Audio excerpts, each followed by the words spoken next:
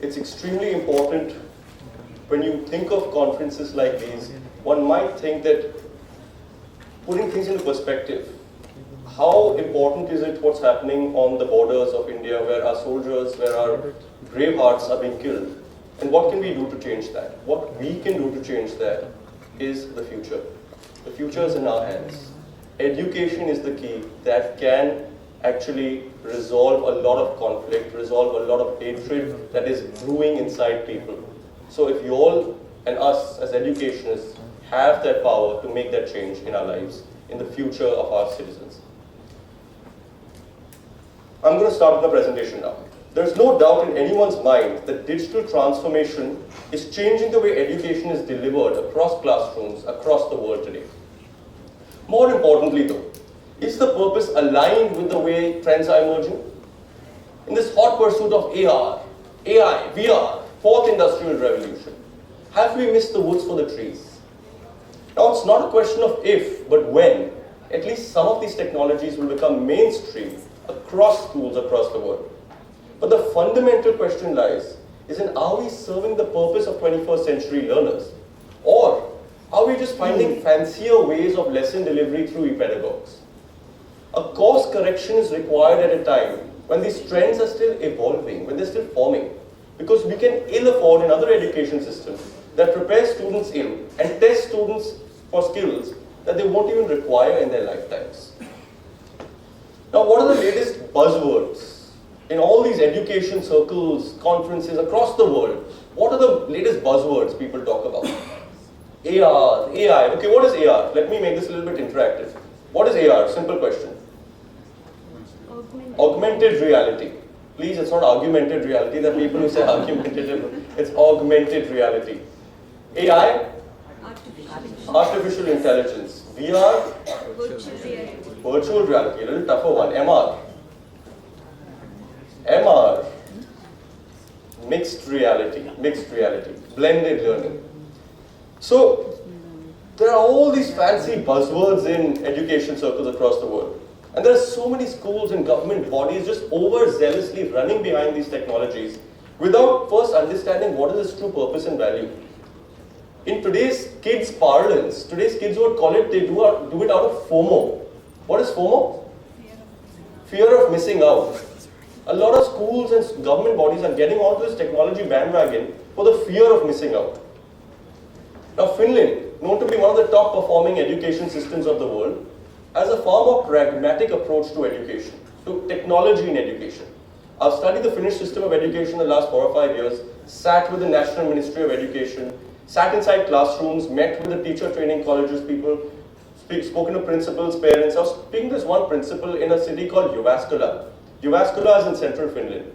And I was asking, how come y'all don't have that much of technology in education as compared to your European peers? The rest of the European countries are really focusing a lot more on technology. And he's like, Raghav, why should I show my children the different kind of berries on a screen when I can just take them outside in real life and show them in real life?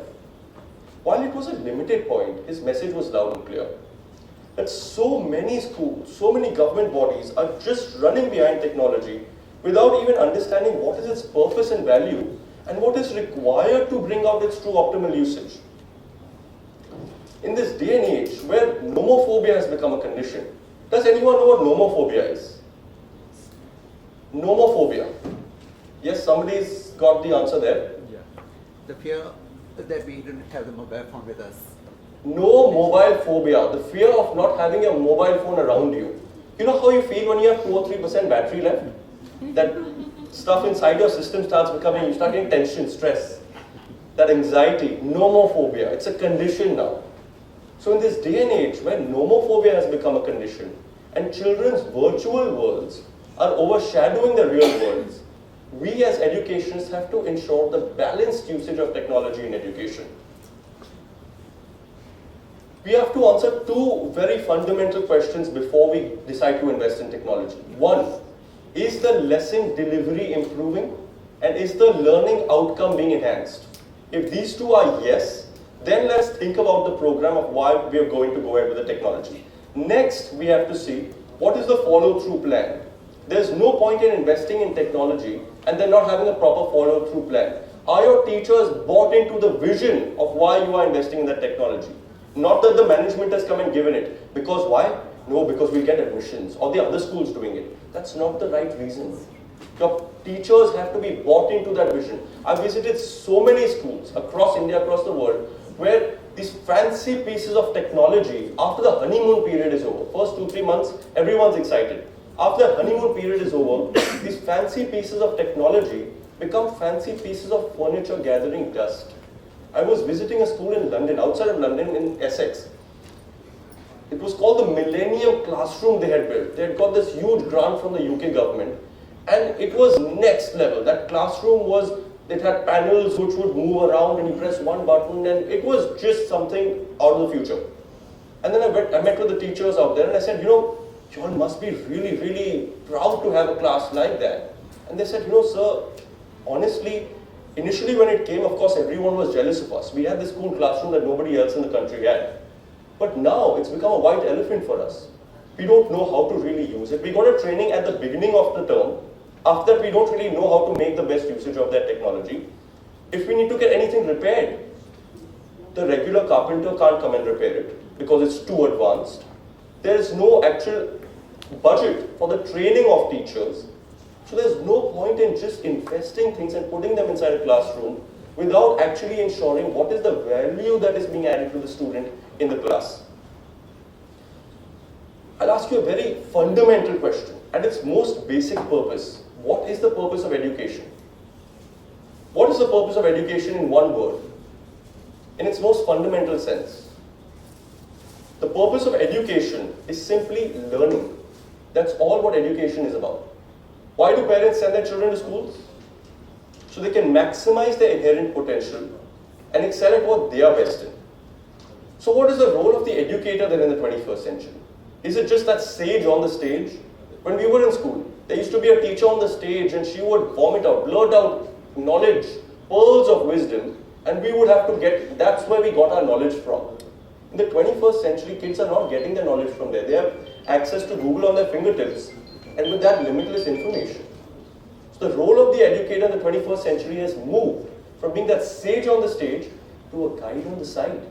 From being the gatekeeper, security guard of knowledge, to being a facilitator of learning. Let me ask you, what is an endorphin? What are endorphins? What are endorphins? They're chemicals, feel-good chemicals. Your endorphins are basically the feel-good chemical. You know when you feel really good about yourself, confident, happy, social. That's your endorphins going in your body. Where in the human body is the highest concentration of endorphin receptors found? Where in the human body is the highest concentration of endorphin receptors found? Heart? No, not the heart. The brain, the brain, the brain. Since you've got the right answer, which part of the brain has the highest concentration of endorphin receptors? Which part of the brain? Sorry? Left side. Left side? No. It's not a left or right side. It's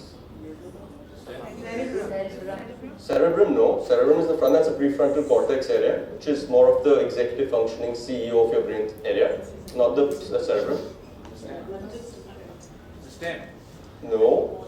It's the hippocampus. It's the hippocampus. In simple words, the learning center of your brain. What does that mean? What can you analyze from that? The highest concentration of endorphin receptors, the feel-good chemical receptors, are found in the learning centers of your brain. Our brains are hardwired to want to learn more and to find joy in learning. How many of you are mothers? Most? Do you remember the first time your child held your finger? Do you remember the first time your child crawled? Or the first time your child said mama, papa, tata? Now, which of these did you teach your child? Okay, child, now I'm putting my finger, close it. You didn't teach these things to your child or how to crawl. The child's brain learned this through self-direction, self-exploration and play. Our brains are hardwired to want to learn more and find joy in learning. Now, I'll give you an option. You have to sit here and stare at a blank white wall for 2 hours. Or you have the option of maybe checking your phone, reading a book, or going to the museum. Which one are you going to choose? One of the latter. You're not going to sit and stare at a blank white wall for 2 hours because you're not learning anything new. Now the way these endorphin receptors are engaged in your brain is like an inverted U-shaped curve. What is an inverted U? Like a bell. What does that basically mean? It means that your learning, your new learning has to be on the periphery of your knowledge base. It can't be too distant or it can't be too monotonous.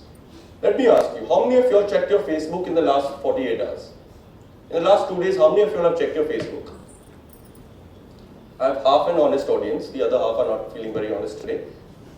Okay, Facebook or Twitter or LinkedIn or any of the other.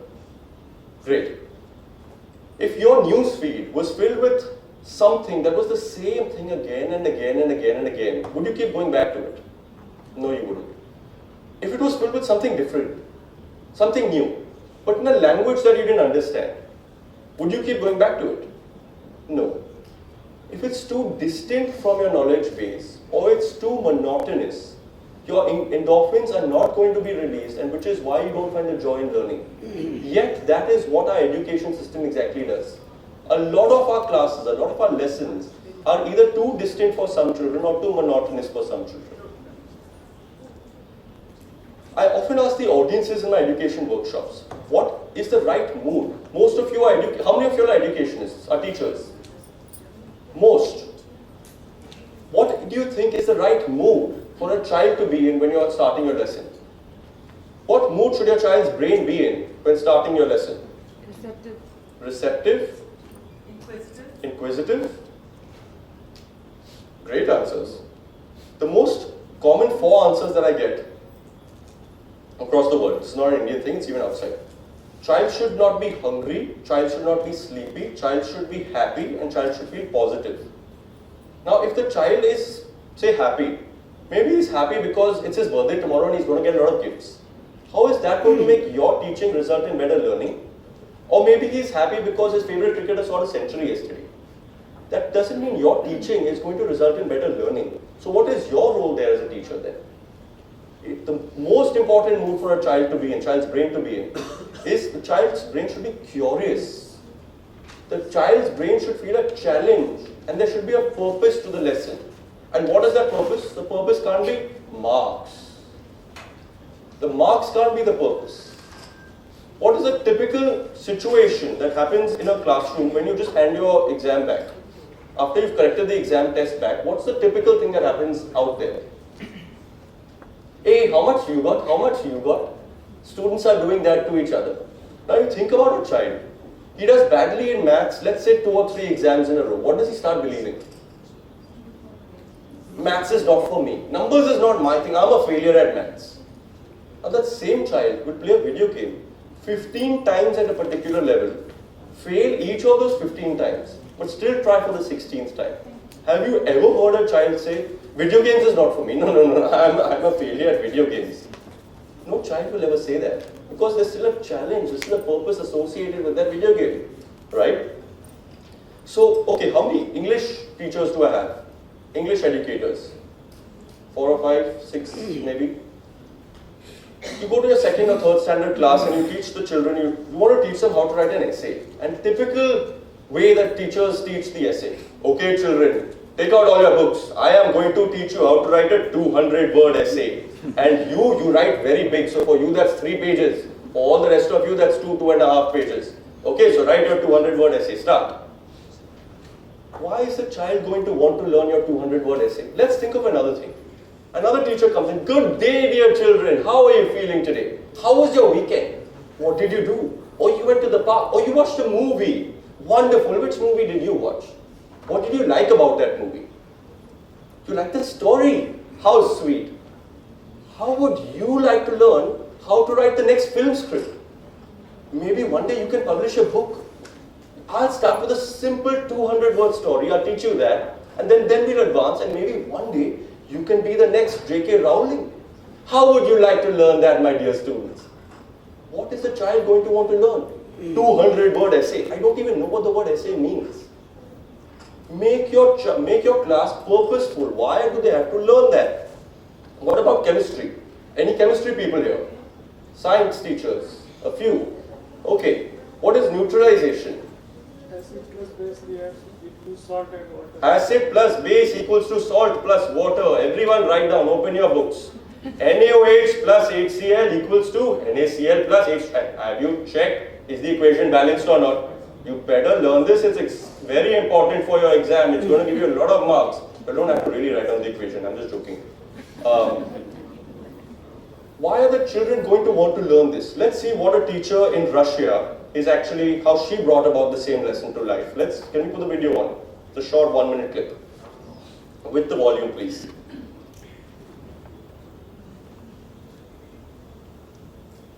So this teacher in Russia is basically bringing the lesson, the same chemistry lesson to life, but with an experiment that is not working for some reason.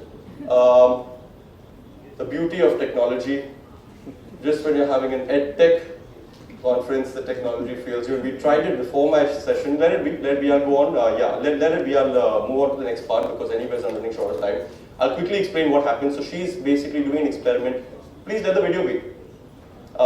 She's doing the experiment where she's going to cut the child's hand, act like she's cutting the child's hand.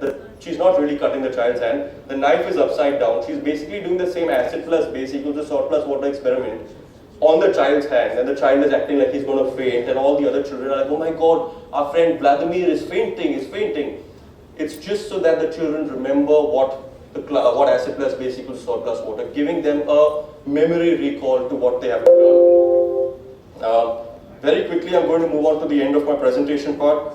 So what's the most favorite thing that our Asian systems of education keep chasing? What's the most favorite thing we're all chasing? Especially now, it's February. Marks, tests, scores. Now, what are tests? Tests are meant to be diagnostic. They're meant to diagnose the strengths and the weaknesses of the child so the teacher can adjust her lesson delivery accordingly. That's all what a test is meant to be. Yet, in our country, tests have become a means to put a label on a student. So you got 90, intelligent. You got 75, good. 50, duffer. Now, why have tests become, let it be. In his chemistry class. So, why have we made tests a way to put a label on a student? Now, what are tests? For a large part, they are a measure of your ability to memorize better and regurgitate better. Is memory retention and regurgitation a skill that 21st century learners are going to need? They already have Google on their fingertips. Even if you got 90 and you're a mini encyclopedia in memory, you still don't know more than Google. And today's kids already have Google on their fingertips. By the time they grow up, they will be auto-prompted with AI and other technologies with the information that they'll require for the next task. In the 21st century, the world economy is not going to reward you for how much you know, but for what you can do with what you know. Not for the amount of knowledge that you have, but for how you apply the knowledge that you have. Thank you very much.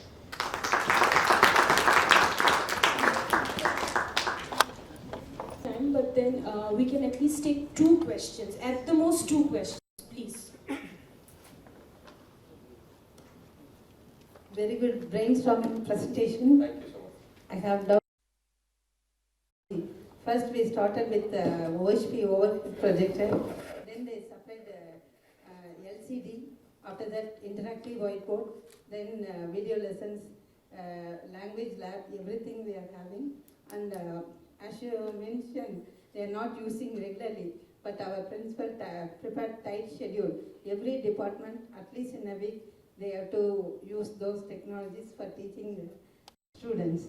And for maintenance, the Department of Science and Technology, they are giving fund.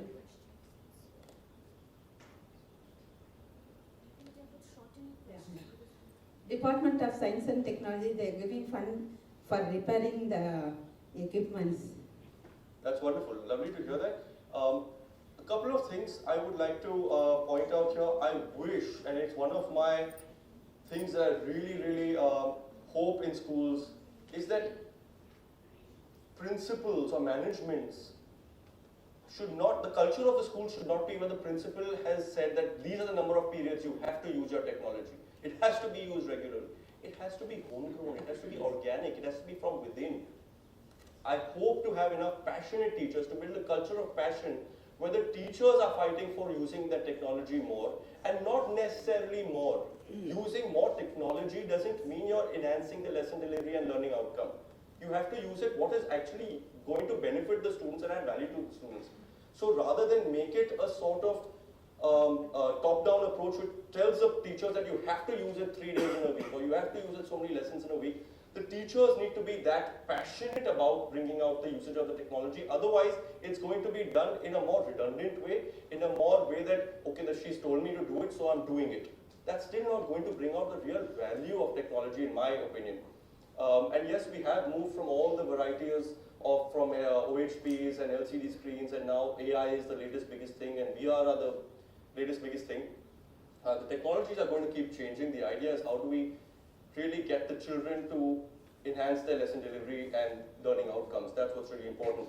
And even you mentioned that the funds have been given by our science and technology department.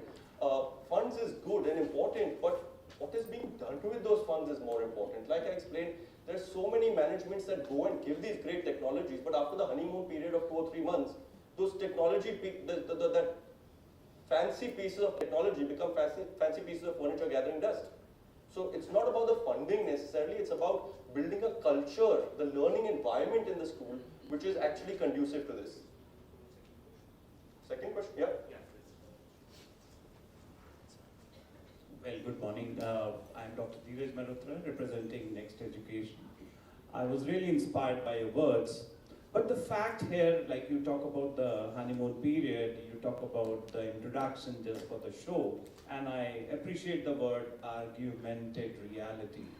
How do you argument the introduction by AI and machine learning by CBSE for the schools? It's going to be bullied, or it might open vistas for business. What's your take on that? I think first of all, CBSE is going after too wide a variety of schools to be able to have one set policy. The conferences like these that we attend is a very, very small percentage of schools, or even Next Education. The kind of schools that y'all can afford the kind of technology that we talk about, whether it's Next or any of your other counterparts, it's a very small percentage. So CBSE has a much bigger piece of the pie that they have to wonder and care about. And a lot of the schools who are more progressive and actually want to make the difference in technology do it themselves, rather than having CBSE giving the directive. So that's what the argument with CBSE. We have a lot of representation through FICCI, through ASSOCHAM, through CII, the education bodies of these different bodies, where we are representing to CBSE and trying to get them to understand how to make it more universal. Right. But of course, making it purely universal by putting a piece of technology in the classroom is not something that worked. We saw what happened with the Akash tablet. I know. The Akash tablet was cheap. It went into a lot of schools, but then it's disappeared because it just the wasn't good concern enough. will be to train the teachers. Exactly. Exactly. That's a very, very important point. There's no point in giving technology if the teacher in the class doesn't know how to make the use of it. True. And the teachers that are there is from such a wide demographic in CBSE. Certainly. It becomes very difficult for CBSE to be able to train them because they don't even have the trainers to be able to train the teachers.